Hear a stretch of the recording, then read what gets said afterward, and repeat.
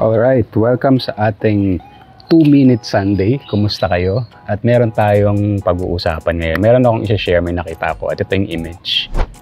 So sa mga merong sasakyan dyan, since kayo ay madalas na bumabiyahe or in case na gusto nyong maghanap ng mabilisan na indicator, kasi minsan ang mahal nung ang mahal nung pang monitor ng gulong, and hindi naman natin ma-anticipate kung halimbawa nasa daan tayo or nasa malayong lugar tayo na katulad ko bumabiyahe kung saan lugar. Ang tawag dyan based sa Google Lens is TPMS. Actually hindi siya talaga yung system Ginagamit lang siya as one of the tools para malaman kung gaano pa karami ang pressure na meron yung gulong mo. So essentially ang ginagawa ng maliit na TPMS tool na ito, binibigyan kanya ng early indicator kung kulang sa hangin ang iyong gulong. Siyempre, para sa safety na rin.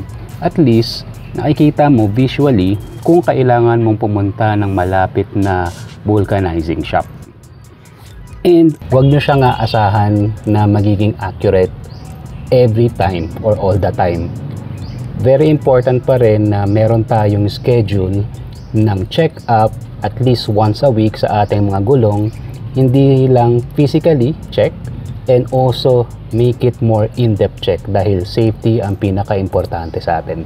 At ang maganda dito sa TPMS na meron tayo, bukod sa maliit, meron siyang 3 kulay na indicator. Very simple, di ba? Yung unang kulay na ibibigay niya sa'yo is yung green. Ibig sabihin nun, tama lang yung tire pressure na meron yung gulong ng sasakyan mo. Yung pangalawang kulay is yellow. Ibig sabihin, medyo kulang na. At yung pangatlo, yun medyo alarming na yun, kulay red.